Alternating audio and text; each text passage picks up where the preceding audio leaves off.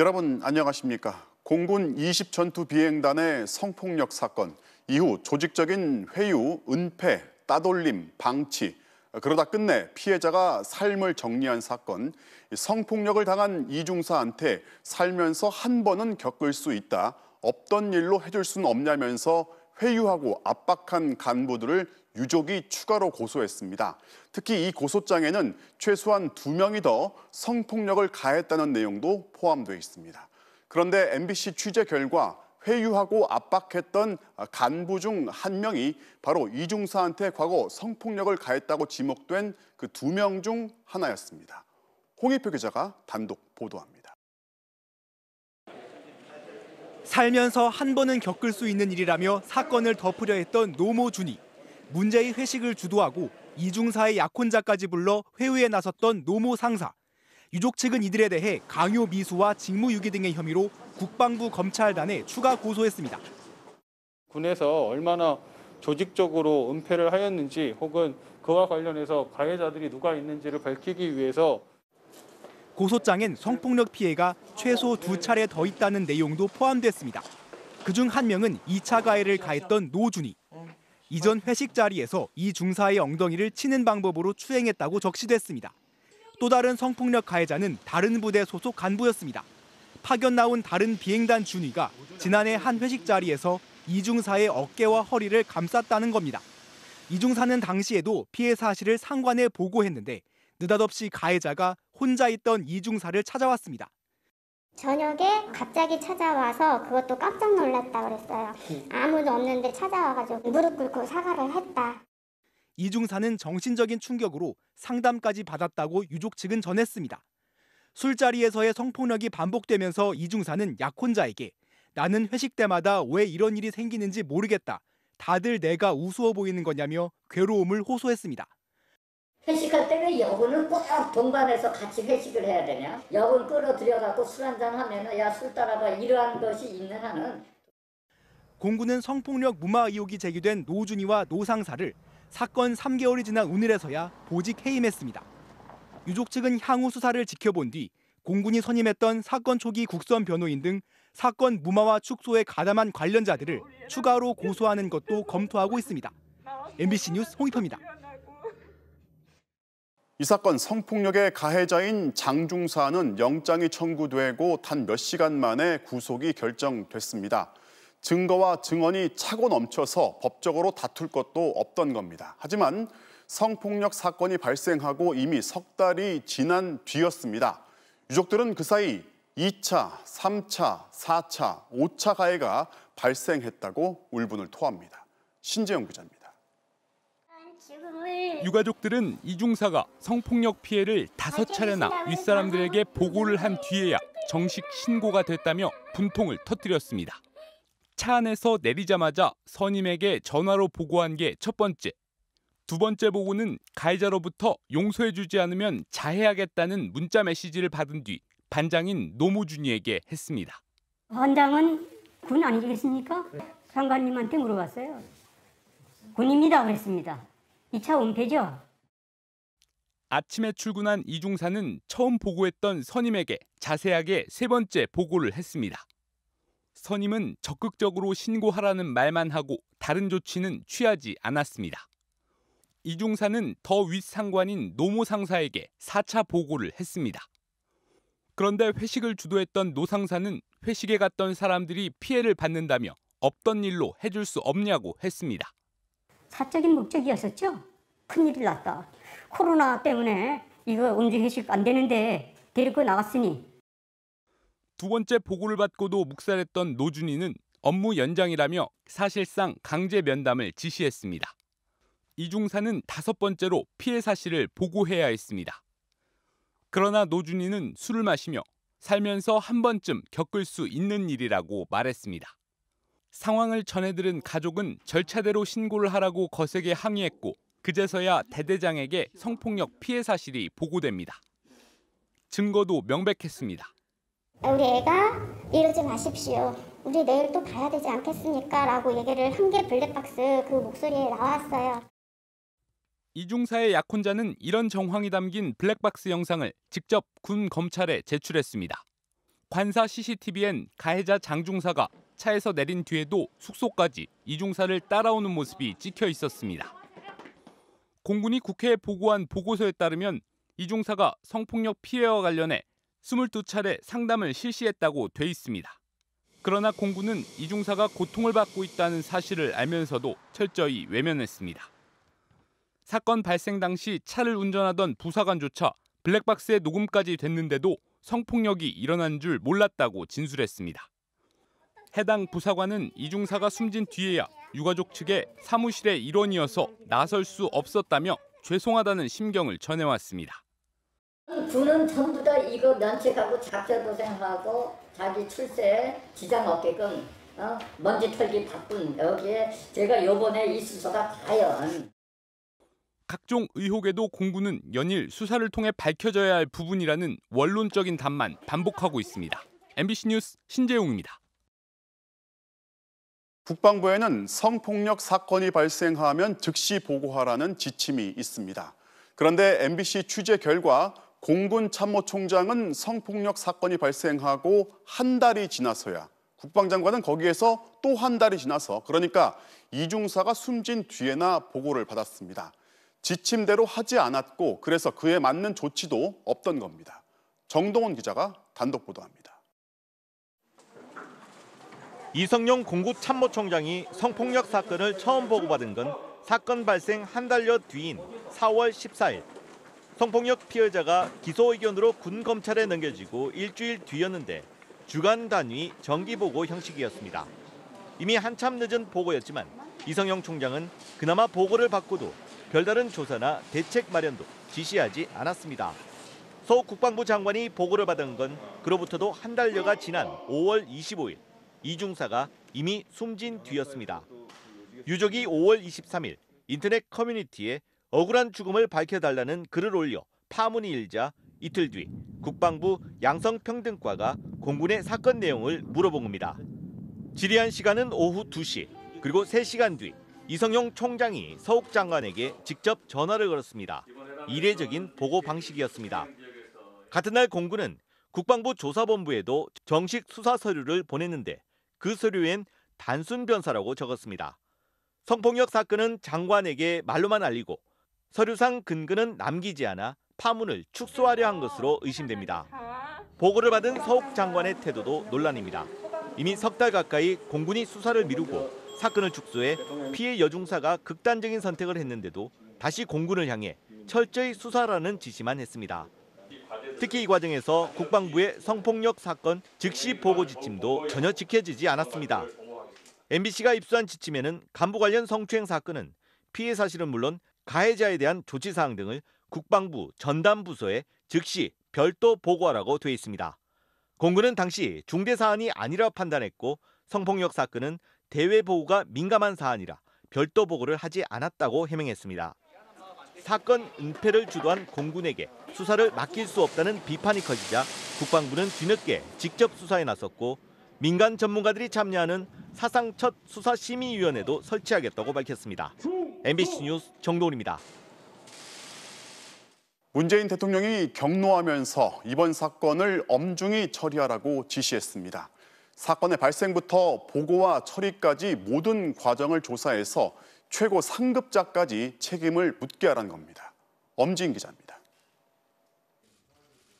자세한 사건 경위를 보고받은 문재인 대통령은 즉각 범행에 대한 엄정한 처리를 지시했습니다. 절망감을 느꼈을 피해자를 생각하면 가슴이 아프다. 피해 신고 이후 부대 내 처리와 2차 가해, 묵살, 그리고 피해자 사망 후 조치 등을 철저히 수사하고 조치하라고 했습니다. 그러면서 지휘보고 체계의 문제점까지 엄정하게 조사하라고 했는데 최고 상급자도 포함시키라고 주문했습니다. 단순히 피해자와 가해자의 관계에서만 보지 말고 최고 상급자까지 보고와 조치 과정을 포함한 지휘 라인 문제도 살펴보고 엄중하게 처리하라고 지시했습니다. 최고 상급자가 구체적으로 누구인지는 적시하지 않았지만 한 청와대 고위 관계자는 공군 참모총장과 국방부 장관까지 살펴보라는 취지라고 설명했습니다. 또 다른 청와대 관계자는 문 대통령이 매번 엄정하게 처리하지 않다 보니 사건이 반복되고 병역 문화도 개선되지 않는 것이라고 군 수뇌부를 질타했다고 전했습니다. 정치권에서도 여야를 막론하고 군 수뇌부 문책론이 이어졌습니다. 규칙이 확인되면 반드시 책임을 물을 것입니다. 특히 공군 수뇌부는 그 책임을 면하기 어려울 것입니다. 쇄신 방안에는 국방부 장관과 공군 참모총장의 거취 문제도 포함되어야 합니다. 정의당도 국방부 장관 책임론과 공군 참모총장 경질을 요구하면서 군검 합동수사기구를 통한 사건 실체 규명을 촉구했습니다. MBC 뉴스 엄지인입니다. 오늘 오후 저는 이중사의 부모님을 인터뷰했습니다. 몸과 마음이 힘드신 분들이었지만 못다한 말이 있다면서 인터뷰를 허락했습니다. 부모님은 딸이 순직한 거라고 했습니다. 군이 딸을 죽게 했다는 겁니다. 그래도 딸은 군인이 되고 싶어 했고 군을 자랑스러워했다고 했습니다. 그래서 딸의 시신에 수의 대신 군복을 입혀주었다고 합니다. 인터뷰 내용 보시겠습니다.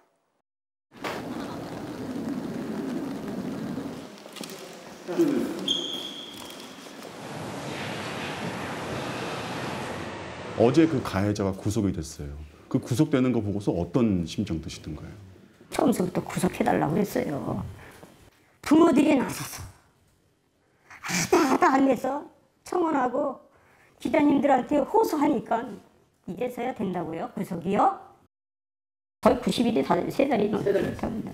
이거는 군이 죽였어요. 우리 아이를 저는 그렇게까지 생각 안 했는데 다 은폐하고 조작하고 시시하려고 군이 죽인 거예요. 이제 와서 엄정수사하고 지시한데 뭐 얼마나 밝혀지겠다고요? 아니요, 그래도 해야 돼요. 해야 돼요. 응? 뭔가 자기의 억울한 게 있으니까 그거를 사람들한테 알려서 나의 마음을 알아달라, 나의 마음을 한을 풀어달라라는 그런 메시지밖에 저는 생각이 들지 않습니다. 제가 참 여쭤보기 참 힘든 건데 그런 생각이 들어요. 어떤 딸이었어요? 이중사는. 하나 버릴 게 없는 내 친구예요. 내 친구. 우리 아이의 단점이 있다면 물 하나 잘 쏟는 거. 약간 좀 이렇게 덜벙거리는 그런 거 하나 있었지 버릴 게 없는 아이였어요. 우리 아이는 하고 싶었던 게 군이었기 때문에 수의를 입히냐 군복을 입히냐의 선택을 해야 될 때 나는 군복을 입혔어요. 군에서 몸담았으니 군복을 입히자. 여군에 몸담고 있는 사람들이 저한테 힘내라는 문자 보냅니다. 말을 못해서 그렇지 지금 군 안에 있는 여군들 지금 이런 걸로 속병 끓는 사람 많을 거고요. 우리 아이의 문제만은 아니다. 저는 그렇게 생각을 합니다. 우리 아이가 꿈이 또 뭐 한 가지 있었냐면 자기는 심리학을 배우고 싶다고 했어요. 학교 때도 자기는 이제 조금 힘든 과정 속에서 있었으니 자기처럼 힘든 그런 여군들을 위해서 힘이 돼주고 싶다라고 그렇게 얘기도 했고요. 어떻게 되면은 부모님들은 우리 이중사를 보내줄 수 있는 마음을 먹으실 수 있을까요? 저도 몰랐던 이야기도 나오고 그러다 보니까 이거는 벌 받을 만큼 반드시 형벌 내려주셔야 되고요. 가벼운 벌 저희 원치 않습니다. 회유하고 협박하고 압박하고 했던 그 사람들 모두 다 벌 받을 수 있게 해야 합니다. 그래야 우리 아이가 조금이나마 한이 풀려요. 순직 처리돼야 되고 그건 당연하고 국립묘지 안장해서 편안하게 쉴 수 있도록 우리 딸의 묻혀질 뻔했던, 잊혀질 뻔했던, 은폐될 뻔했던 이 이야기가 대통령님의 말씀으로 정확하게 수사가 될 거라고 믿습니다. 같은 부대원들 오고 싶은데 지금 눈치 봐서 네네네. 그러고 있어요? 통화를 이렇게 하면은 부대 분위기가 지금 그렇다고 전후에도 있을 거고 그게 아니라면 같이 지냈던 그 우정으로라도 우리 아이들 와서 볼 수 있게 해달라고 그거 꼭 좀 말씀 좀 해주세요. 처음 뵙지? 어떻게 지냈는지 다 알려주실 분이야. 그리고 조금만 기다려라 우리 예쁜 딸. 국민의힘 정찬민 의원이 용인시장 시절 땅을 사들이는 과정에서 시장의 지위를 이용해서 부당하게 이득을 챙겼다는 의혹으로 수사를 받아왔는데요. 경찰이 정 의원에 대해서 사전 구속영장을 신청한 것으로 확인됐습니다. 윤상문 기자가 취재했습니다. 경찰이 이틀 전 국민의힘 정찬민 의원에 대해 사전 구속영장을 신청했습니다.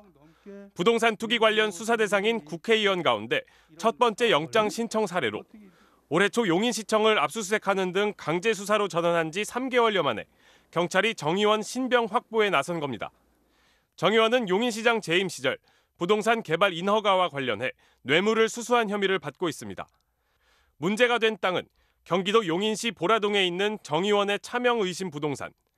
특히 20대인 정 의원의 딸은 시세 10억 원에 육박하는 땅을 정 의원의 지인으로부터 6억 원에 사들였습니다. 이 땅은 원래 한 건설사 소유였는데 건설사는 정 의원 지인에게, 이 지인은 정 의원 딸에게 땅을 팔았습니다. 경찰은 시세보다 훨씬 싼 가격에 땅을 매입한 게 뇌물 수수에 해당하는 것으로 보고 있습니다. 뇌물의 대가로 정 의원이 건설업체에게 약속한 건 인허가 특혜. 실제로 용인시청은 이 건설업체의 전원주택 개발 사업 인허가를 일반적이라고 볼 수 없을 정도로 신속히 처리해 준 것으로 알려졌습니다. 저를 찾아왔죠. 하다가 좀 싸게 인허가 도와주겠다고 그런 얘기를 했죠. 정찬민 의원 측은 문제의 땅은 차명 재산이 아니며 경찰이 건설업체 측 말만 듣고 무리하게 수사를 강행하고 있다고 주장했습니다. 하지만 경찰은 당시 관련 업무를 담당했던 용인시청 공무원으로부터 시장의 부당한 지시가 있었다는 결정적인 증언을 확보한 것으로 전해졌습니다. 검찰의 구속영장 청구 여부는 조만간 결정될 것으로 보입니다. MBC 뉴스 윤상문입니다. 임명 전 택시기사를 폭행했던 사실이 뒤늦게 드러나 논란을 빚었던 이용구 법무차관의 사표가 수리됐습니다. 이전 차관은 피해자인 택시기사에게 합의금은 줬지만 영상을 삭제해달라는 증거인멸의 대가는 아니었다고 밝혔습니다. 보도에 이재욱 기자입니다. 지난달 28일 사의를 표한 이용구 차관. 엿새 만에 사표가 수리됐습니다. 이전 차관은 변호사 시절이던 작년 11월 술에 취해 택시기사를 폭행한 사실이 취임 뒤 드러나 임기 내내 논란의 중심에 있었습니다.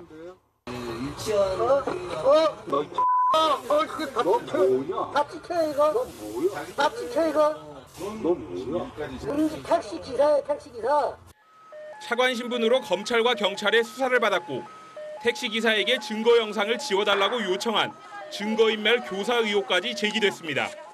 결국 차관 자리에서 물러나면서 의혹 전반에 대한 입장을 내놨습니다. 사람을 폭행한 사실에 대해 변명의 여지가 없고 다시 한번 택시기사에게 사과드린다고 고개를 숙였습니다. 다만 어떠한 조건도 없이 합의금 1,000만 원을 줬다며 합의금이 블랙박스 영상을 지운 대가가 아니라고 강조했습니다. 택시기사와 합의를 마친 뒤 휴대전화에 찍힌 증거 영상을 지워달라고 했다 거절당했을 뿐 블랙박스 원본에 대해선 삭제를 요청한 적도 없다는 겁니다. 그러면서 이전 차관은 자신에게 유리한 진술을 하도록 택시기사에게 부탁한 일도 시인했습니다.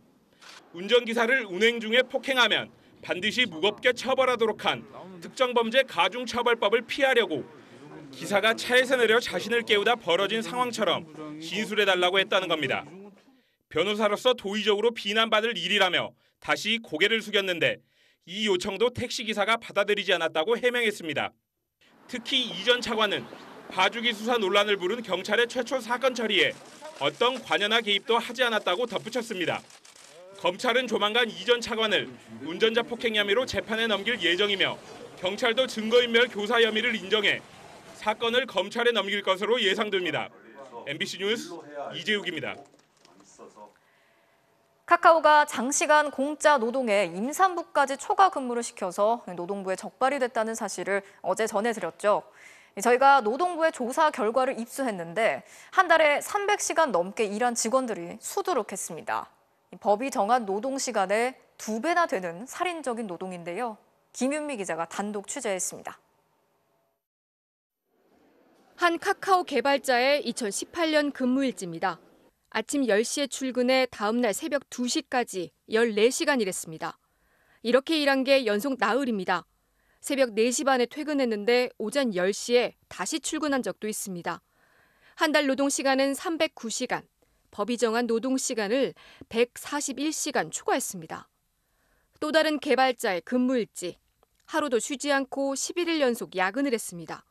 한 달 노동 시간은 313시간, 살인적인 노동 강도입니다. 하지만 초과 노동에 대한 별도의 수당은 없었습니다. 포괄 임금제 때문입니다. 포괄 임금제는 시간의 수당을 따로 주지 않고 전부 월급에 포함된 것으로 간주하는 제도입니다. 법에도 없는 제도인데 장시간 노동의 주범입니다. 2019년 카카오는 노사 합의로 포괄 임금제를 폐지했습니다. 장시간 노동은 사라졌을까? 또 다른 직원의 근무일지입니다. 매일 밤 9시에 퇴근한 걸로 돼 있습니다. 그런데 4주째 마지막 나흘은 아예 일을 하지 않은 걸로 돼 있습니다. 실제로는 일을 했지만 주 52시간, 4주 208시간을 넘으면 입력을 못하게 막아놨기 때문입니다. 카카오는 임신 중인 직원도 초과 근무를 시켰는데 모두 13명이나 됐습니다. 3명은 휴일에도 일했습니다. 근로기준법은 임신부의 연장, 야간, 휴일 노동을 원칙적으로 금지하고 있습니다. 한 임신부 직원은 MBC에 보낸 이메일에서 지속된 초과 근무와 업무 압박으로 심각한 조산 위기를 겪었다고 말했습니다. 이 직원은 부서장이 네가 쉬면 나머지 구성원의 업무 부하는 어떻게 할 거냐고 압박했다고 말했습니다. IT가 고부가치 산업이라고 하는데 북한 노동을 하고 근무 관행도 매우 전근대적이라는 게 좀 안타까운 점이라고 할 수 있고. 카카오는 사내 공지문에서 개선 방안을 내놓겠다고 밝혔지만 사과는 하지 않았습니다. MBC와 이메일 인터뷰에 응한 직원은 회사가 근로감독을 청원한 직원을 찾고 있다는 얘기가 들린다며 철저한 익명을 당부했습니다. MBC 뉴스 김유미입니다. 네이버의 직장 내 괴롭힘 사건, 또 다른 임원에게 괴롭힘을 당했다는 증언이 나왔습니다. 가해자로 지목된 임원 2명은 모두 최인혁 최고 운영 책임자의 측근들인데요. 이 직원은 사내 신고센터에 신고를 했지만 네이버는 아무런 징계 없이 그냥 종결했습니다. 서유정 기자가 단독 취재했습니다. 지난 4월 네이버에 사표를 쓰고 나온 한 핵심 개발자. 회사를 그만둔 건 임원의 지속적인 폭언과 인격 모독 때문이라고 했습니다. 야근을 맨날 하는데 능력이 없어서 야근을 하나? 야근 수당을 더 받으려고 야근을 하나? 이런 거를 물어본 다음에 그 끊임없이 돈 이야기를 원해요. 할 거다. 그럼 퇴사를 하지 뭐. 문제의 임원 A씨. 이미 직장인 커뮤니티에서 악명이 높은 인물입니다. 네이버는 이번 직원의 죽음과 관련해 최인혁 최고 운영 책임자를 포함해 임원 4명의 직무를 정지시켰는데 A씨도 그중 한 명입니다. 직원이 스스로 목숨을 끊은 사건 말고 또 다른 사건이 있었던 겁니다. 가해자로 지목된 2명의 임원들은 모두 최인혁 최고 운영 책임자의 측근으로 통합니다. 이 개발자는 퇴사 직전 네이버의 고충 처리 신고센터인 위드유를 통해 A씨를 신고했습니다. 하지만 네이버는 2달 뒤 인사위에 회부하지 않고 종료한다고 결론냈습니다. 직장 내 괴롭힘은 성립하지 않는 것으로 결론났다는 겁니다. 네이버는 이 사건을 제대로 조사했을까? HR분께서 알려주셨어요. 최인영님에게 이게 전달이 될 거고 이거에 대해서 최인영님이 지시를 할 거다. 이렇게. 이 직원의 신고 내용은 A씨의 상급자인 최인혁 최고 운영 책임자에게 통보됐습니다.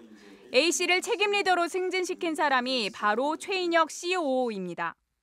사실상 조사를 했는지도 잘 모르겠고 어쨌든 적절한 조치를 취하지 않은 것 이런 거는 회사의 조치 의무 위반으로 걸 수는 있어요. 네이버 직원들은 신고센터에 신고해도 공정한 조사는 기대할 수 없다고 말합니다. 그 이단의 과정을 봤을 때 말해봤자 소용없겠다. 네이버는 올해 처음으로 내놓은 ESG 보고서에서 지난해 직장 내 괴롭힘과 성희롱 신고 6건을 접수해 100% 처리를 완료했다고 밝혔습니다.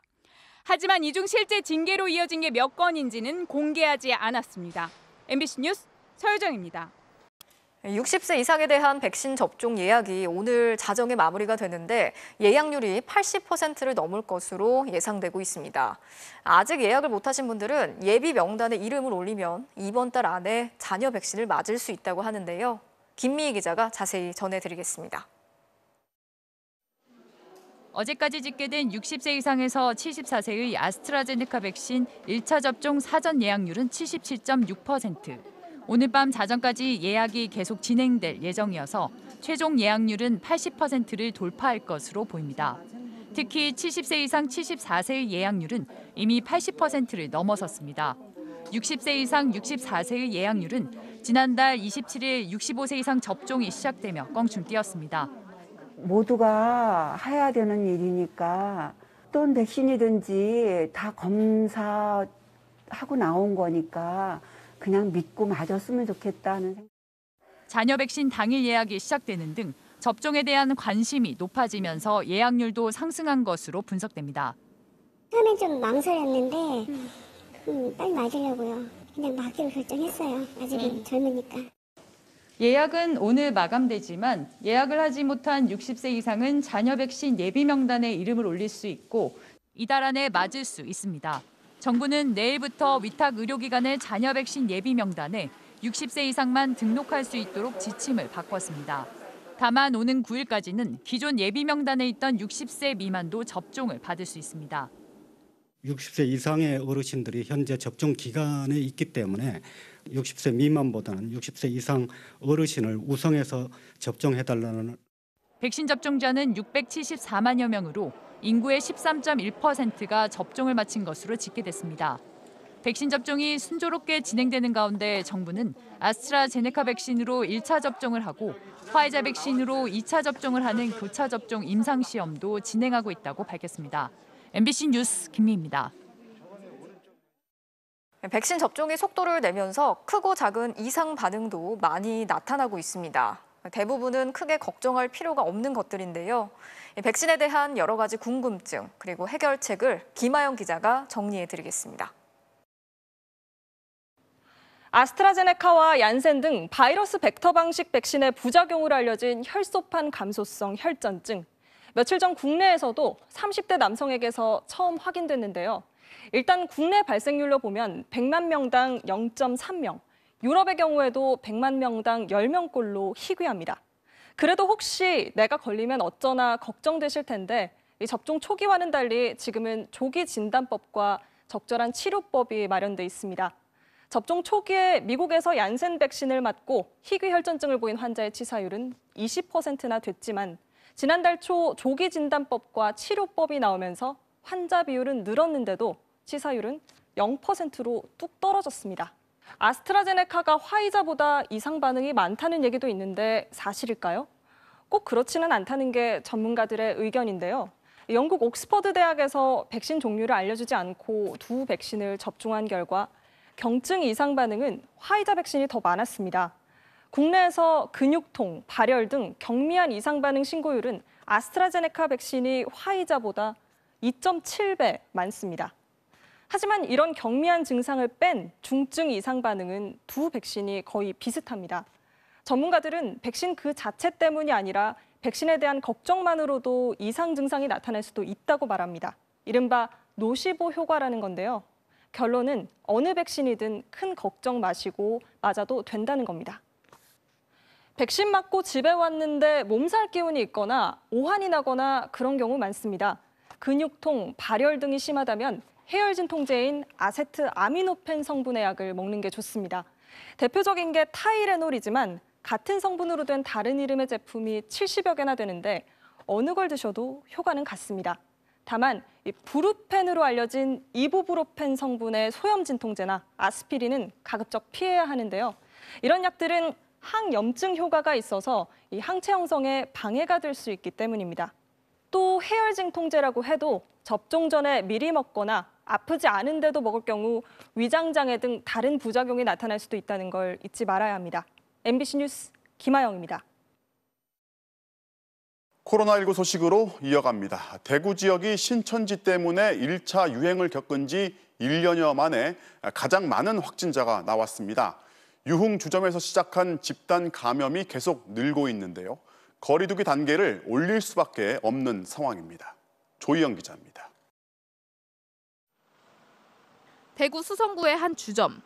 지난달 31일 종업원 1명이 확진된 뒤 이용자와 가족 등 33명이 감염됐습니다.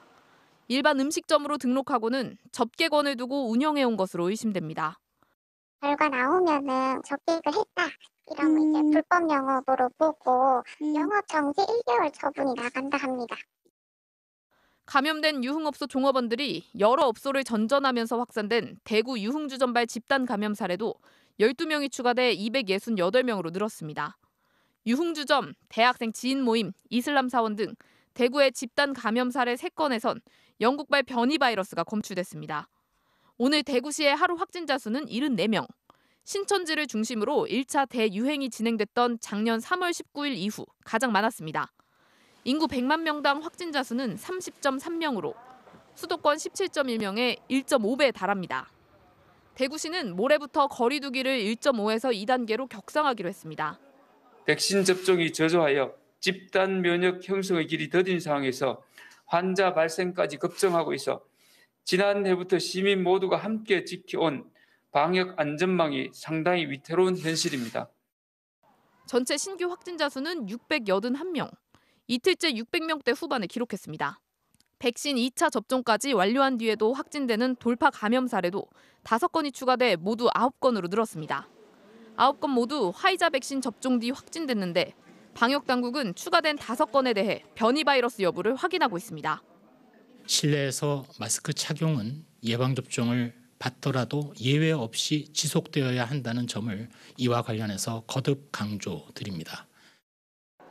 방역당국은 백신 접종이 속도를 내고 있지만 집단 면역이 형성되기 전까지는 방역 수칙을 반드시 지켜야 한다고 밝혔습니다. MBC 뉴스 조희영입니다.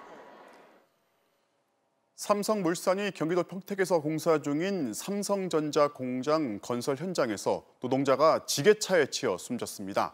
경찰은 작업 중 사고, 즉 산업재해로 볼지 교통사고로 볼지 답을 내리지 못하고 있습니다. 고재민 기자가 보도합니다. 오늘 오전 경기도 평택의 삼성전자 반도체 공장 공사 현장. 노란색 조끼를 입고 헬멧을 쓴 남성이 뒷걸음질을 치는 순간 뒤에서 오던 지게차가 남성을 덮칩니다. 지게차에 깔린 작업자는 현장에서 숨졌습니다. 지게차에 깔린 사고였는데 삼성전자에 있는 그 도로상에서 돌아가셔가지고 현장 경찰 인지하고 저희는 병원 이송은 못하고. 숨진 남성은 삼성물산의 청소관리협력업체 소속 작업자로 확인됐습니다. 동료 노동자들은 평소에도 지게차가 다니는 게 위험해 보였다고 말합니다. 근데 유동훈이 없이 혼자서 왔다 갔다 거린다던가 한 2, 3m밖에 안 떨어져 있는 거리에서 옆으로 지나간다던가. 삼성물산은 매달 안전교육을 하라고 지시하지만 일부 협력업체들은 제대로 안전교육을 하지 않았다는 주장도 나왔습니다. 한 달에 한 번씩 받는 교육을 안 받고 그렇게 가라로 사인을 해버린다던가. 경찰은 이 사고를 교통사고로 볼지 작업 중 사고로 볼지 조사하고 있습니다. 업무를 이동하기 위해서 작업 중 사고로 볼지 교통사고로 볼지 대해서는 좀 더 논의가 필요. 경찰은 지게차 운전자와 협력사 직원을 불러 조사했고 블랙박스 영상을 분석하는 등 조사를 이어갈 예정입니다. 삼성물산 측은 사고 수습과 후속 조치가 끝나는 대로 협력업체의 안전교육이 미비했다는 주장에 대해서도 조사하겠다고 밝혔습니다. MBC 뉴스 고재민입니다. 서울 용산구에서 거리를 청소하던 노동자가 청소 도중에 쓰러진 뒤 열흘 만에 숨졌습니다. 동료들은 과로사를 의심하고 있는데요. 노동 환경이 과연 어땠는지 구민지 기자가 취재했습니다. 지난달 15일 서울 용산구의 한 도로. 거리를 쓸던 한 청소 노동자가 힘이 붙이는 듯 자리에 앉더니 이내 뒤로 쓰러집니다. 쓰러진 노동자는 서울 용산구의 한 가로청소 위탁업체에 소속된 60살 박모 씨. 뇌경색으로 병원에 옮겨져 치료를 받았지만 열흘 만에 끝내 숨졌습니다. 대학생이 둘 있거든요. 손 놓고 있을 수가 없잖아요. 그래서 거기를 들어갔는데 그래도 일하는 데는 즐겁게 생각을 하고 했단 말이에요. 유족들은 박 씨가 평소 심장질환이 있었는데 오후 4시에 일이 끝나면 쓰러져 잠만 잘 정도로 힘들어했다고 말합니다. 근로계약서상 근무 시작 시간은 새벽 6시. 하지만 박 씨는 매일 1시간 더 일찍 출근해야 했다는 겁니다. 하루 일량이 있잖아요. 그 일을 채우기 위해서는 먼저 할 수밖에 없다고 했어요. 근데 그 일을 양을 못하면은 되게 압박을 줬다고 그러더라고요. 청소 노동자들의 출근 시간을 직접 확인해봤습니다. 새벽 4시 30분쯤. 직원들이 하나둘 출근하더니 5시가 넘어가자 대부분 직원들이 청소를 시작합니다. 그 구역을 다 못하는 경우가 많이 생기거든요. 그러면 관장들이 그걸 빌미로 당신을 계약을 하니 안 하니 먹고 살라고 하니까 어떻게든 하려고 빨리 나오게 돼 있죠. 탄력적으로 사용하라던 휴게 시간도 눈치가 보여 제대로 쓸 수 없습니다. 우리 청소부잖아요.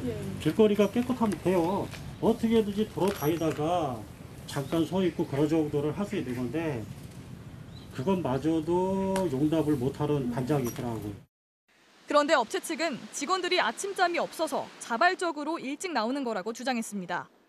새벽에 일어나는 게 습관이 되다 보니까 저절로 일찍 깬답니다. 60 이상대가 상당히 많아요. 그럼 60이 넘어가면 잠이 없어, 새벽에. 박 씨의 사고를 지켜본 동료들은 제발 근로계약서상의 시간만이라도 지켜달라고 요구하고 있습니다. 오늘도 사고 안 당하고 무사히. 그게 제일 크죠. 다 부양가족이 있고 한데 내가 사고 나면은 나만 바라보고 있는 식구들이 있으니. 청소업체는 뒤늦게 박 씨의 가족에게 장례 절차와 산재 신청을 적극적으로 지원하겠다고 했고 용산구청도 청소 노동자 관련 실태 조사에 착수하겠다고 밝혔습니다. MBC 뉴스 구민지입니다. 만취한 운전자가 몰던 차량이 자전거를 타고 가던 2명을 덮쳐서 숨지게 했습니다. 이 운전자는 도망을 치다 다른 차량을 또 들이받고 나서야 멈추었습니다. 조형찬 기자가 보도합니다. 어젯밤 9시 5분쯤 충남 서산의 한 도로.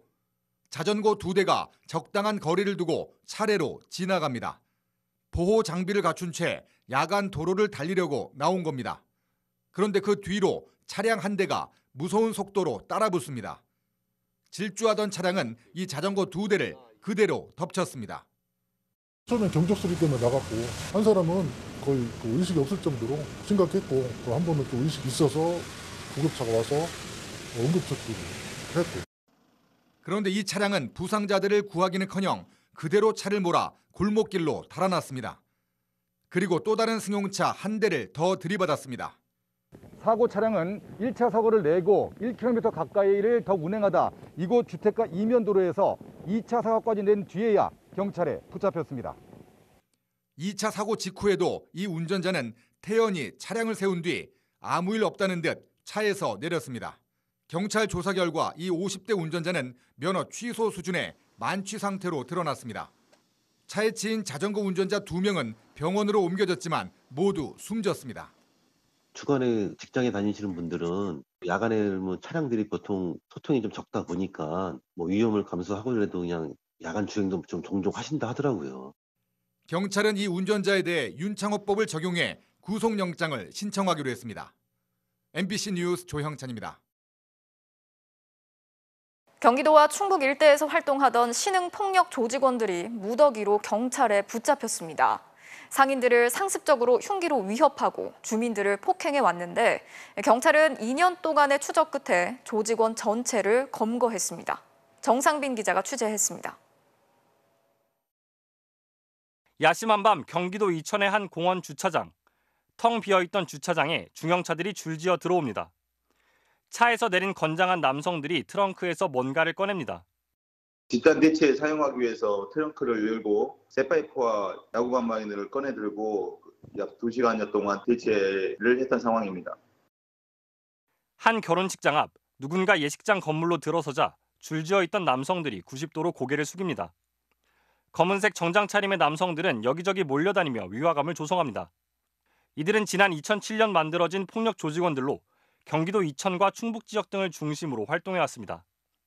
지난 2014년부터 7년 동안 협박과 공갈 등 확인된 범행만 50여 차례. 유흥주점을 운영하면서 다른 업소에 흉기를 들고 찾아가 영업을 방해했고 문신을 보여주며 업주들을 협박하기도 했습니다. 와서 좀 난동 부리고 했겠대. 술 먹고 와서 좀 그랬나 봐요. 모두 걱정하더라고. 그렇게 와서 또 난동 부릴까.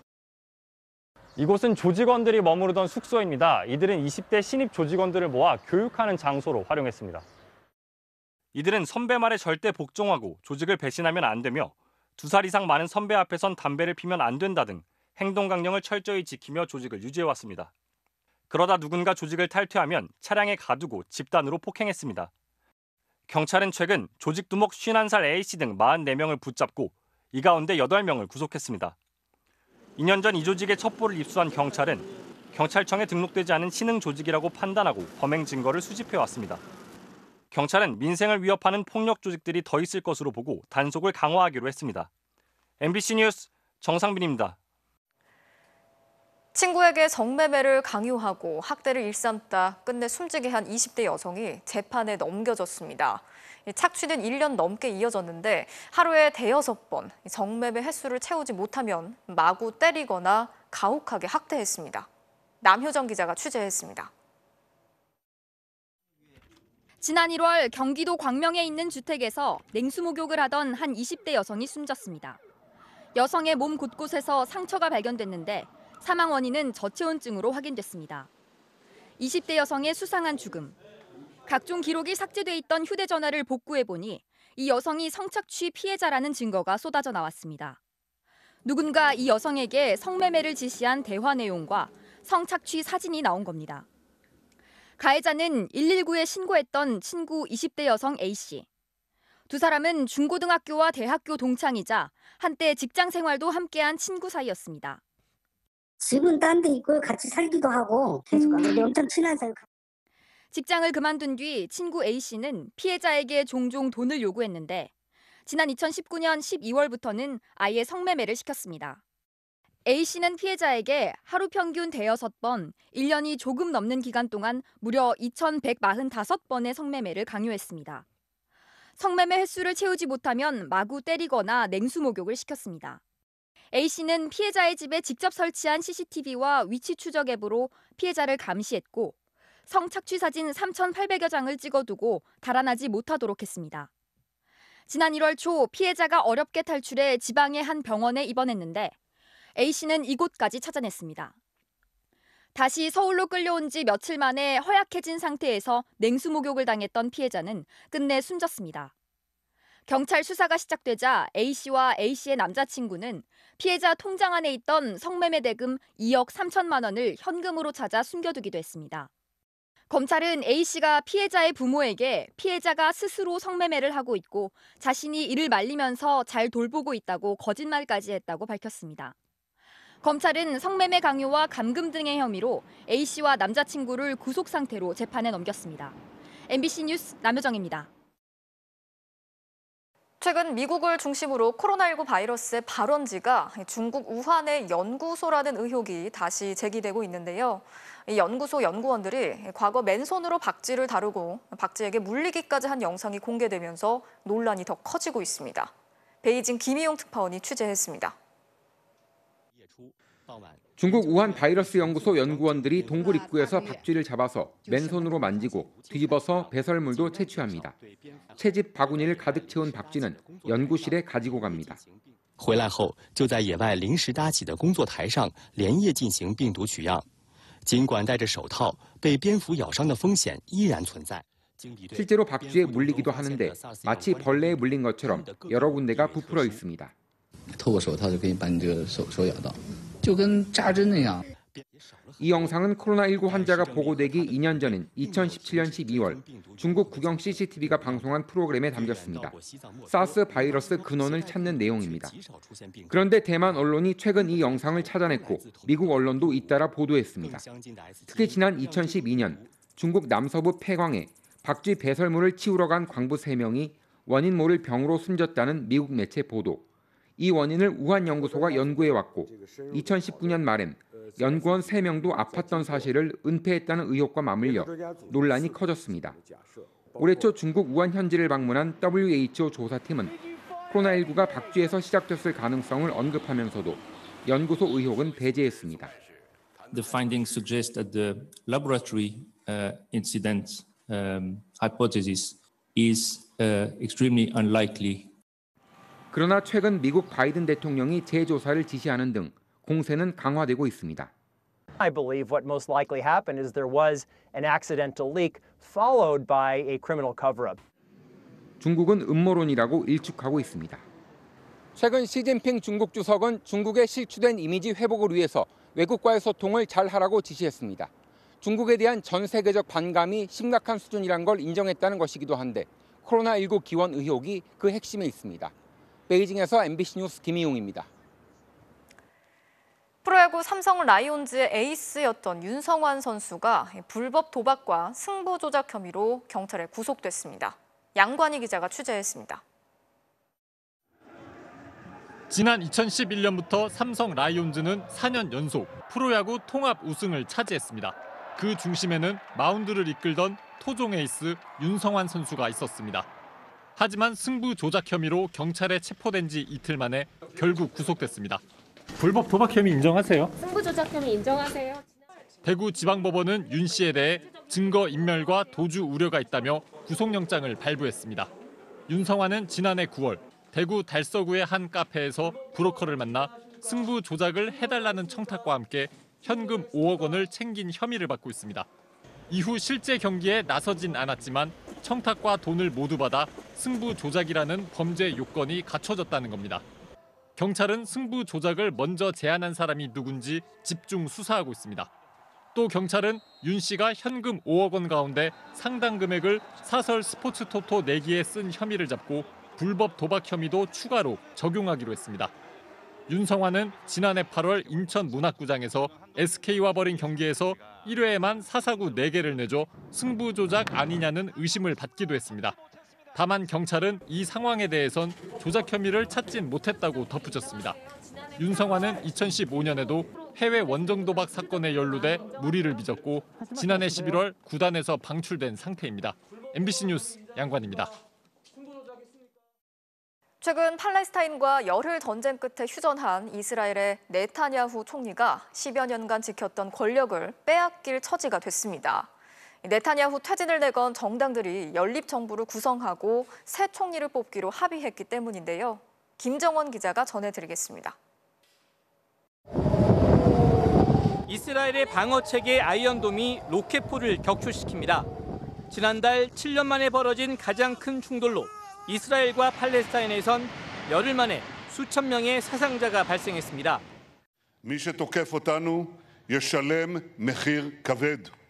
선제 공격을 한 건 하마스였지만 권력 연장을 위해 극우 세력의 지지가 필요했던 네타냐후 총리가 전쟁을 부추겼다는 비판을 받았습니다. 하지만 이스라엘의 뒷배 미국마저 압박해 휴전이 선포됐고 결국 보름 만에 네타냐후는 총리직에서 쫓겨나게 됐습니다.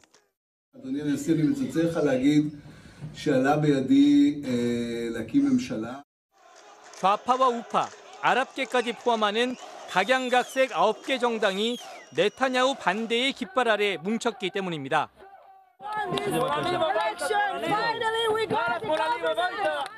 1996년 46살의 나이로 최연소 총리가 된 뒤 15년 2개월 동안 총리로 집권했던 네타냐후는 이스라엘 우파의 상징적인 인물입니다. 하지만 거액의 뇌물 스캔들에 각종 배임과 사기 혐의까지 드러나면서 정치적 위기를 극복하지 못했습니다. 후임은 그의 보좌관 출신으로 극우 정당 대표인 나프탈리 베네트가 맡게 됐습니다.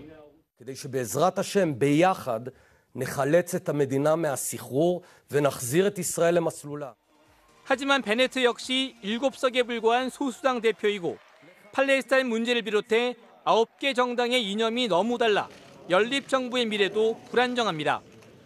MBC 뉴스 김정원입니다.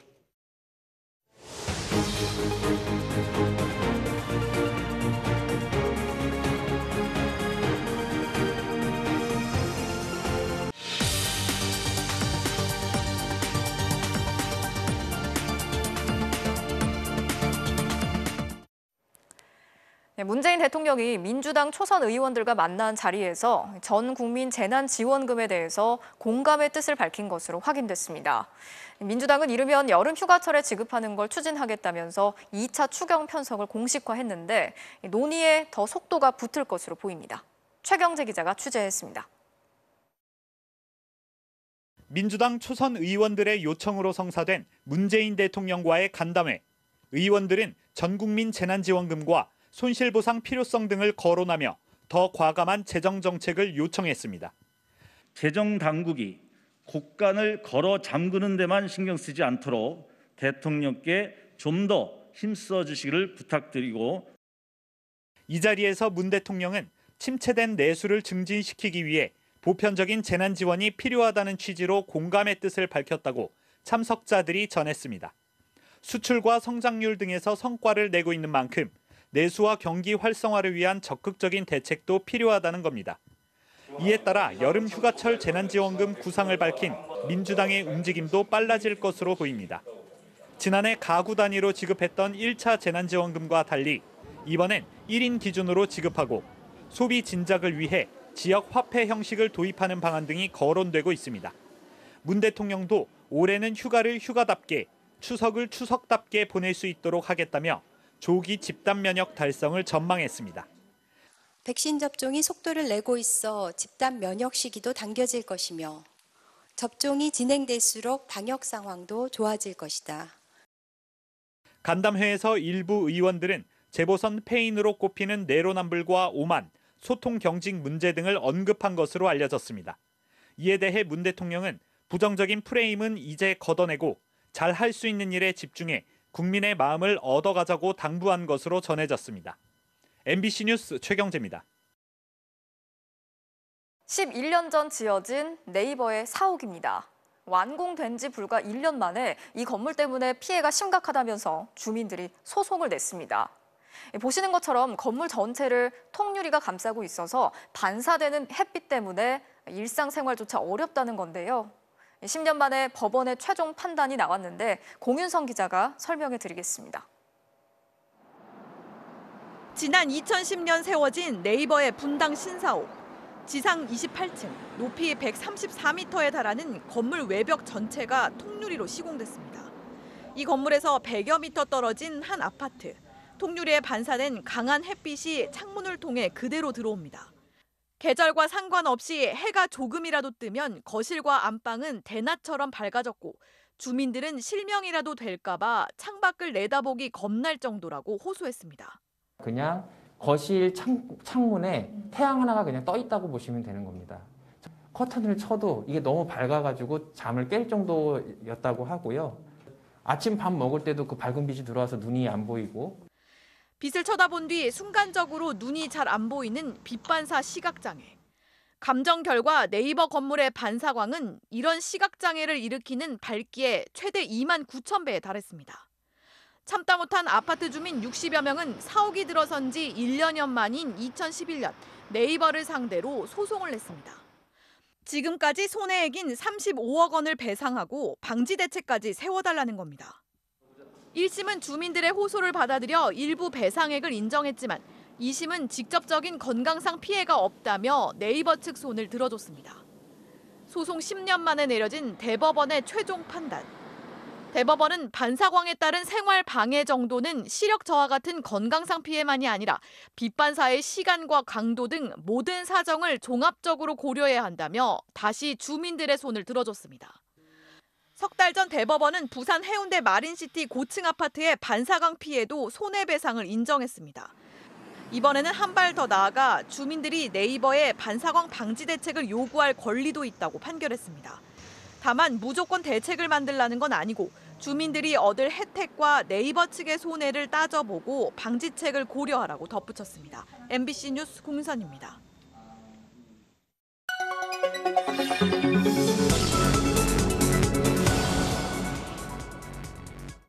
알고 보니 시작합니다. 오늘자 조간신문입니다. 코로나 백신 접종 후 사망 신고율. 영국에선 아스트라제네카가 화이자보다 높다는 기사인데요. 보시면 영국에서 백신 10만 회 접종당 사망 신고율이 아스트라제네카는 2.3명, 화이자는 1.6명이라는 겁니다. 우리보다 먼저 아스트라를 대량 접종한 영국 통계라 아스트라를 맞으면 죽을 확률이 더 높겠구나 이런 생각 들게 되죠. 이 통계에 얼마나 믿을 수 있는지 확인해 보겠습니다. 통계의 근거는 영국 정부가 발표하는 옐로카드 주간 보고서입니다. 옐로카드가 뭐냐면 백신을 맞은 사람이 이상 증상을 느꼈을 때 자발적으로 신고하는 시스템입니다.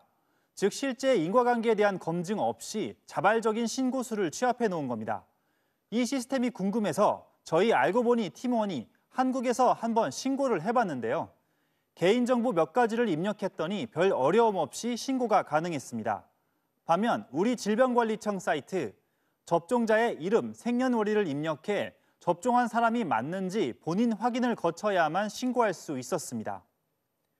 이 옐로카드 통계에 대해선 영국 당국 스스로도 자발적 신고다, 백신으로 인해 이상 반응이 일어났다는 뜻은 아니다라고 강조하고 있습니다. 전체적인 추세를 보는 참고 자료로만 쓰라는 거죠.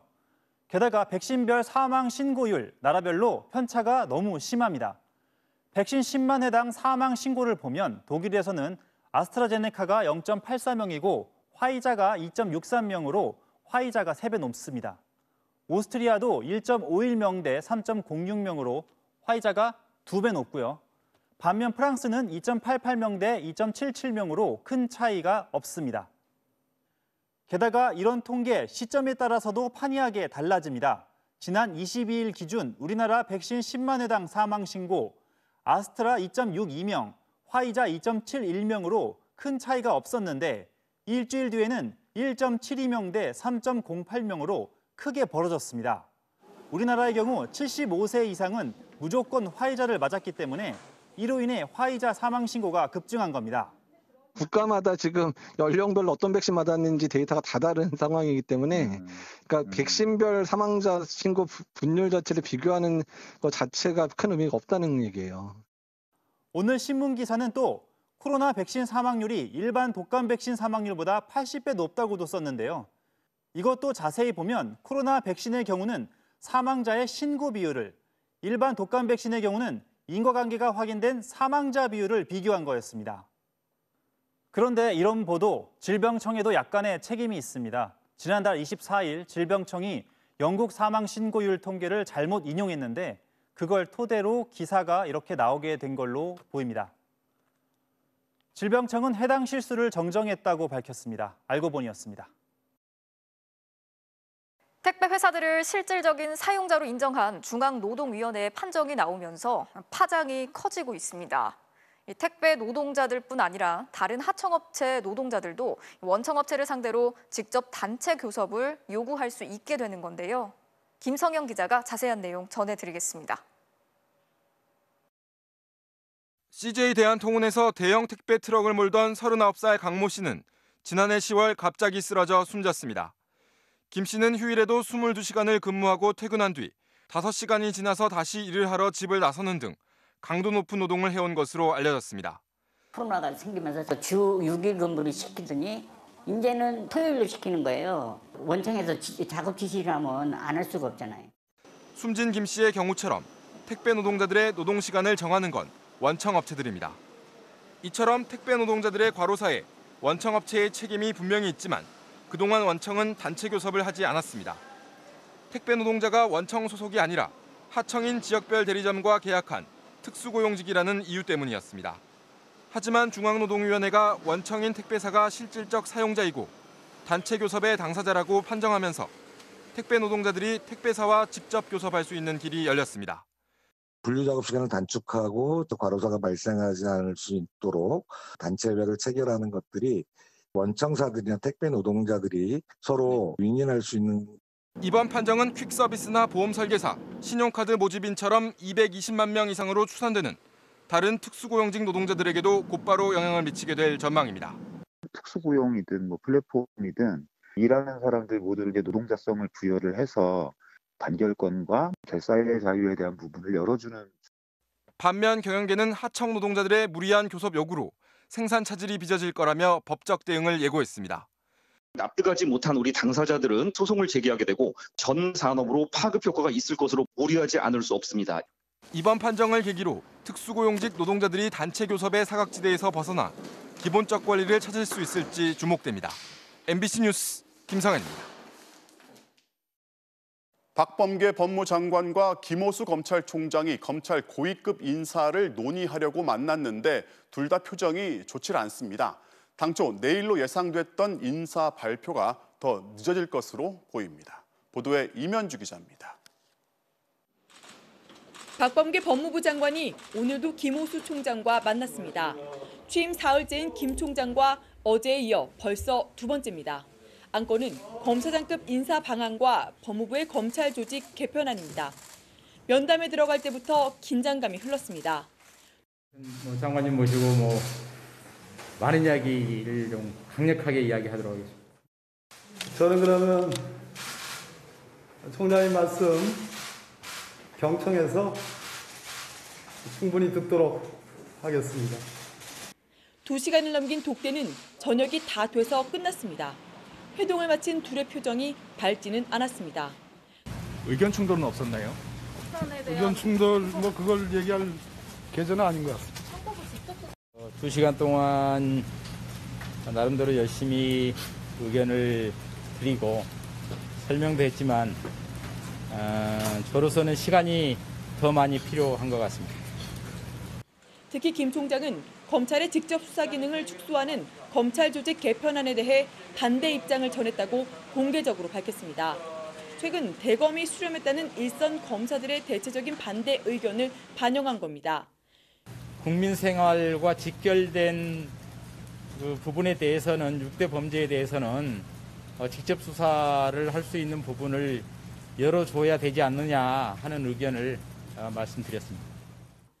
검사장급 인사에 대해서도 충분히 들었다는 박범계 장관과 달리 김호수 총장은 재차 시간이 더 필요하다며 논의가 마무리되지 않았음을 내비쳤습니다. 이성윤 서울중앙지검장이나 조남관 대검 차장 등 주요 간부들의 거취는 물론 검사장급 이상 12개 공석에 대한 의견 접근도 쉽지 않았던 걸로 보입니다. 이르면 이번 주말로 예상됐던 고위직 인사 역시 사실상 다음 주로 넘어갈 전망입니다. 또한 검찰개혁의 마무리 투수를 자처해온 박 장관의 조직 개편 역시 추진 과정에서 진통이 불가피해 보입니다. MBC 뉴스 임현주입니다. 국민의힘 당대표 선거전 오늘은 가장 큰 지지 기반이라 할 대구 경북에서 열렸습니다. 지역이 지역인 만큼 박근혜 전 대통령의 탄핵과 사면을 두고 후보들 사이 입장 차이가 충돌했습니다. 배주환 기자입니다. 첫 주자로 나선 이준석 후보는 박근혜 전 대통령 탄핵은 정당했다며 이렇게 생각이 다른 자신을 대구 경북이 품어줘야 혁신이 가능하다고 주장했습니다. 미국의 첫 흑인 대통령 오바마의 사례를 거론하며 다름을 받아들이는 관대함이 바로 통합의 핵심이라면서 그래야 윤석열 전 총장의 영입도 가능하다는 논리를 폈습니다. 이준석의 이런 생각을 대구 경북이 품어줄 수 있다면 우리 사이에는 다시는 배신과 복수라는 무서운 단어가 오가지 않을 것입니다. 나경원 후보는 이런 이 후보가 박근혜 전 대통령과 절연했던 유승민 계임을 거듭 부각시켰습니다. 이 후보를 불신의 씨앗이라고 깎아내리며 이래선 야권 통합도 어렵다고도 주장했습니다.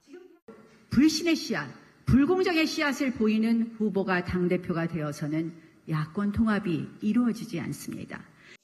주호영 후보도 이른바 이준석 바람은 당을 자중질환에 빠뜨릴 요란한 돌풍일 뿐이라고 평가절하했습니다. 또 이 후보 연설에 대한 평가를 묻는 질문엔 배신이라는 단어를 거듭 환기시켰습니다.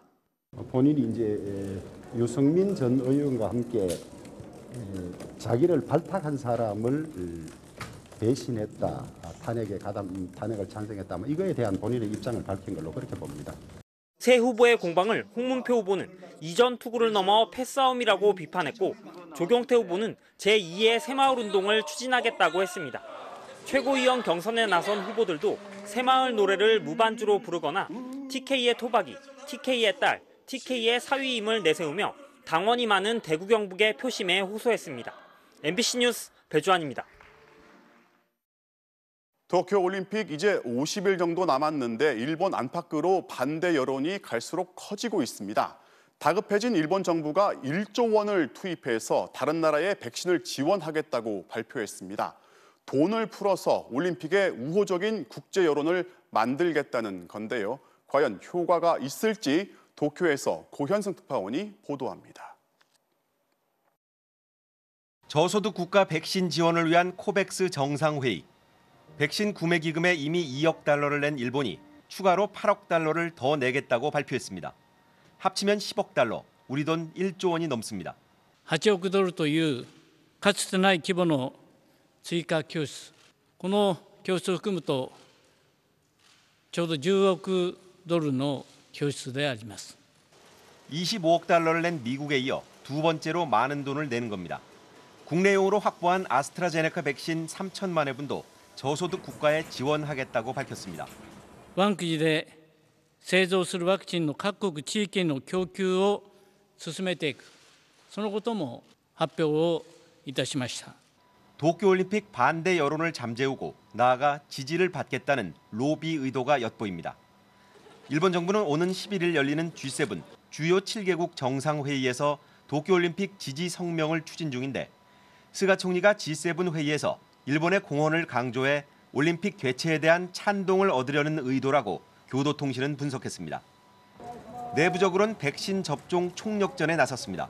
자위대를 동원해 대규모 접종센터를 늘리고 치과 의사와 구급 구조, 임상 검사 인력도 접종에 투입하기로 했습니다. 특히 오는 21일부터는 일반인 대상 직장별 접종까지 추진 중입니다. 하지만 여전히 10명 중 6명 이상이 반대하는 여론을 뒤집기엔 역부족으로 보입니다. 올림픽 자원봉사자 8만 명 중 1만 명이 그만뒀고 해외에선 대만 야구팀이 참가를 포기했습니다. 팬데믹 와중에 세계 각지에서 최소 9만 명이 운집하는 도쿄올림픽에 대한 우려는 갈수록 커지고 있습니다. 도쿄에서 MBC 뉴스 고현승입니다.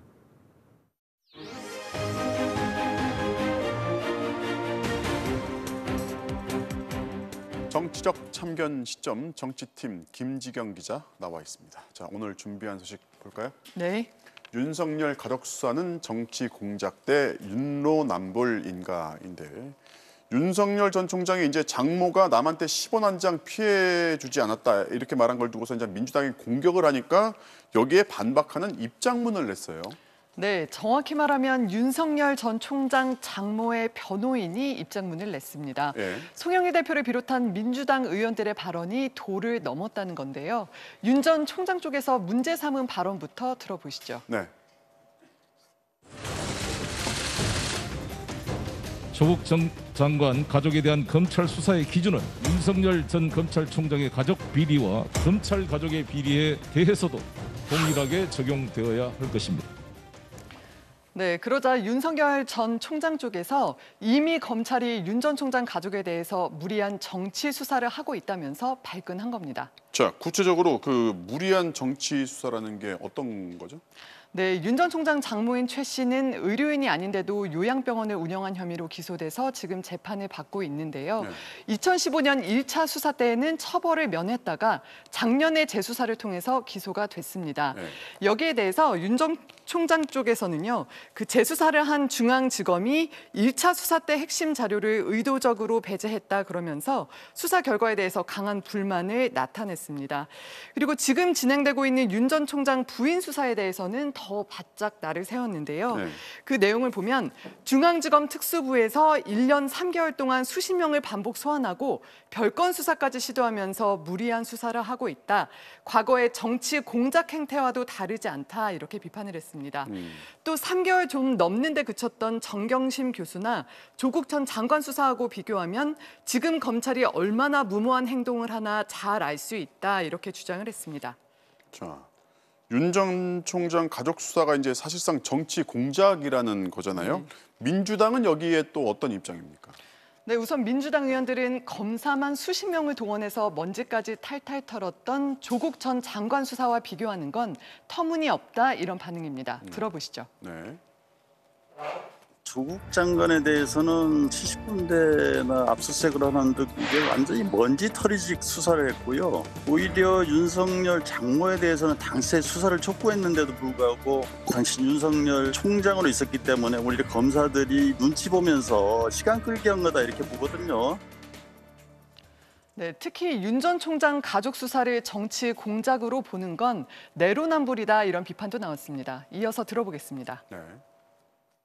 당연히 조국 장관에 대해서 검찰 권력을 행사한 그 수준으로 수사를 해야지 이것이 윤석열 총장이 정당성이 있는 겁니다. 그렇게 하지 않으면 율로남불이 되는 겁니다. 윤석열이 하면 로맨스고 남이 하면 훈련이 되는 겁니다.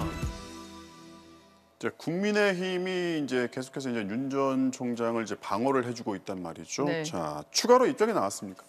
네, 공식적인 당 입장은 내놓지 않고 있는데요. 개별 의원들이 윤 전 총장을 방어해주고 있습니다. 주호영 의원의 말입니다. 네. 형사적으로도 1차적으로는 문제 없는 걸로 됐다가 추미애 법무부 장관 이성윤 검사장 라인에서 여러 가지 통상적이지 않은 방법으로 기소를 해서 재판이 되고 있는 걸로 알고 있는데요. 우리가 누가 옳다 그러다 서로 각자 자기의 주장만 가지고 할 것이 아니라 법원의 판단을 기다리자. 그러니까 추미애 전 장관이 재직할 때 이례적인 방식으로 검찰이 기소를 했다면서 역시 정치 공작 쪽에 무게를 뒀습니다. 하지만 2년 전에는 여야의 입장이 달랐는데요. 그때는 야당이 봐주기 수사를 의심했습니다. 들어보시죠. 네. 판결문에 있는 사실만 가지고도 범죄 혐의가 명백하다는 겁니다. 이 장모는 본인이 명의를 빌려줘서 이 의료법인의 공동 이사장이 됩니다. 의료법인의 이름이 승은 의료재단.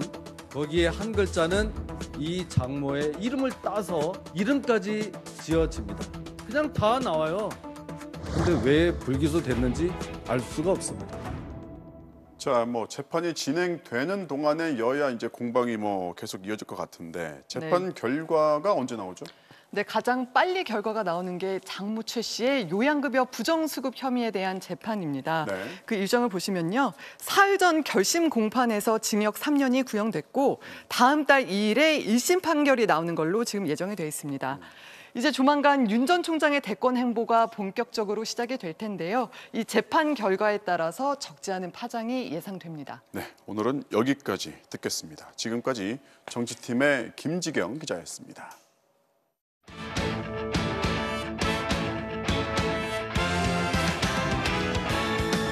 목요일 밤 스포츠 뉴스입니다. 모레 시작되는 월드컵 2차 예선을 앞두고 가장 기분이 좋아 보이는 선수가 있습니다. 바로 손흥민 선수인데요. 지난 한일전 패배의 실망을 웃음으로 바꿔놓겠다며 팬들에게 멋진 행복 축구를 약속했습니다. 손장훈 기자입니다. 손흥민의 요즘 훈련 모습에선 평소에 볼 수 없었던 유쾌한 에너지가 넘칩니다. 토트넘 왼쪽 풀백이 뭔지 보여줄게. 장난기 가득한 수비 연습에 봤죠? 이게 토트넘 수비입니다. 자신만만한 무회전 프리킥 솜씨까지. 여기다 찾아 왼쪽 오른쪽 딱이게요. 1년 8개월 만에 열리는 홈 경기가 마냥 설레고 즐겁습니다. 한국에 와서 마지막으로 경기를 한 게 기억이 안 날 정도로 이제 되게 오래된 것 같은데 그래서 지금 또 훈련을 하면서 항상 경기 날이 언제 오나라고 이런 설레이면서 기다리고 있는 것 같습니다. 자신의 재계약 문제와 케인의 이적설 등 소속팀 관련 고민은 모두 제쳐놓았습니다. 케인 선수가 갔나요? 저희도 정확하게 정해진 게 없으니까 그런 거칠 지금 제가 문제를 걱정하기보다는 물 흐르듯이라는 말이 있잖아요. 지금 저는 대표팀에서 정말 집중하고 싶고. 막내 정상빈과 어느새 10살 차. 후배를 챙기는 것도 대표팀 주장의 몫입니다. 신욱이 형이 저를 너무 어릴 때부터 정말 너무 좋아해줘가지고 이렇게 막 괴롭힘 당하면서 했는데 상민이가 이제 쫄래쫄래 와가지고 그냥 말도 잘 못하고 그런 친구들을 보면 그런 추억들이 조금 많이 생각나는 것 같아요. 그래서 부상으로 빠졌던 한일전 패배가 누구보다 뼈아팠던 캡틴 손흥민. 솔직히 일본하고 경기하면서 누가 지고 싶겠어요. 경기를 돌아봤을 때 많이 안타까운 것 같아요. 또 화도 나고. 벤투호를 향한 시선이 곱지 않은 만큼 올해 시작되는 월드컵 2차 예선 3경기에서 팬들의 마음을 돌려놓겠다고 약속했습니다. 축구 팬분들이 실망하셨던 만큼 저희가 이번 3경기를 통해서 축구를 보면서 웃을 수 있는 행복축 보여드릴 수 있도록 최선을 다해서 노력하겠습니다. MBC 뉴스 손장훈입니다. 다부진 체격과 엄청난 달리기 실력으로 초등 헐크로 불리던 최명진 선수 기억하시죠? 오늘 중학교 데뷔전에서도 부상에도 불구하고 뛸 때마다 기록을 경신하는 놀라운 레이스를 펼쳤습니다. 이명진 기자입니다. 지난해 뛸 때마다 초등부 기록을 갈아치우며 초등 헐크로 통했던 최명진. 한층 더 다부진 몸을 자랑하며 중학교 데뷔 무대를 달궜습니다. 비가 내리는 악조건과 부상 여파에도 예선과 준결승에서 잇따라 자기 최고 기록을 경신했습니다. 코로나여서 좀 운동 많이 하기도 힘들어서 그렇게 많이 안 되는데 제 몸이 잘 따라주니까 제 몸한테 감사했어요. 그리고 이어진 결승전.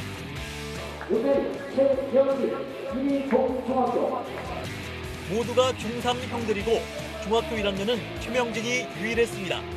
하지만 초반부터 맹렬히 치고 나왔고 중반까지 선두를 달리는 치열한 접전 끝에 3위로 결승선을 통과했습니다. 11초 27. 다시 한번 자기 최고 기록을 갈아치우며 형들 사이에서 당당히 동메달을 차지했습니다. 너는 1학년이 막냐 이런 식으로 잘 뛴다고 잘하면 너 중학교 부회신기록 깰 수 있겠다고 내년 되면 제가 이제 금메달이나 은메달을 낼 수 있다고 생각해요. 기대를 모았던 남자 고등부 100m에서는 박원진도 다음 조의 비회사도 공교롭게 똑같이 부정 출발로 실격되면서 시즌 첫 라이벌 대결이 무산됐습니다. 첫날 아쉬움을 남긴 두 라이벌은 모레 200m에서 다시 격돌합니다. MBC 뉴스 이명재입니다. 타이완 야구대표팀이 코로나19 여파로 도쿄올림픽 최종 예선을 포기했습니다. 이명루 기자의 보도입니다. 세계 랭킹 4위 타이완이 도쿄올림픽 최종 예선 불참을 발표했습니다. 코로나19 확산으로 국내 훈련이 어려웠던 데다 최종 예선 장소인 멕시코의 방역 대책이 타이완의 기준에 맞지 않다는 이유에서입니다. 최고 인기 종목인 야구를 포기함에 따라 타이완이 도쿄올림픽에 참가할 것인지 또 코로나19로 인한 불참국들이 더 늘어날지 관심이 쏠리고 있습니다. 골키퍼의 막힌 볼을 껑충 뛰어 밀어넣은 음바페. 후반엔 음바페의 힐패스를 그리즈만이 환상적인 가마차기로 마무리합니다. 덴벨레의 쐐기골까지 더한 프랑스는 유로 대회를 앞두고 상승세를 이어갔습니다. 이루수와 투수가 빚어낸 환상적인 수비입니다. 까다로운 타구를 잡은 이루수의 움직임 못지않게 투수의 필사적인 다이빙도 일품이었습니다. MBC 뉴스 이명노입니다. 농구에 에어볼이 있다면 테니스에선 에어샷이라고 불러야 할까요? 프랑스 오픈에서도 이런 장면이 나오네요. 목요일 밤 스포츠 뉴스였습니다.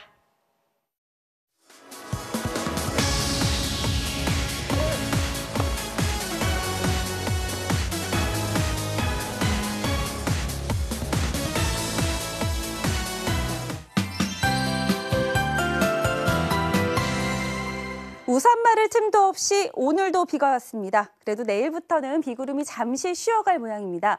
일단 다음 주 중반까지도 비 소식 없이 대체로 맑은 날들이 더 많을 전망입니다.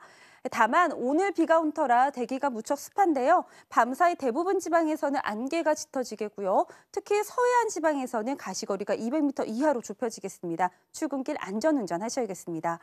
하늘이 금세 맑아지겠지만 서울 등 중부지방의 기온이 당장 오르지는 못하겠는데요. 오늘은 비가 오면서 서울의 낮 기온이 22.7도를 나타냈는데 내일도 23도에 머물면서 종일 선선하겠습니다. 한편 대구가 27도까지 오르면서 남부지방이 다소 더워지겠습니다. 자세한 지역별 내일 날씨입니다. 남부지방은 내일 새벽까지 비가 오다 그치겠고요. 낮에는 전국에 하늘이 맑겠습니다. 다만 강원 산지를 비롯한 동해안 지방에서는 낮부터 바람이 강해지겠습니다. 아침 최저 기온은 서울 15도 등으로 오늘보다 낮아지겠고요. 낮 최고 기온은 서울 23도, 대구 27도, 광주 26도까지 오르겠습니다. 주말부터는 서울 등 중부지방 기온도 오름세를 보이면서 다음 주에는 30도 안팎의 더위가 찾아오겠습니다. 날씨였습니다. 6월 3일 뉴스데스크 마치겠습니다. 오늘도 함께해 주신 여러분 고맙습니다.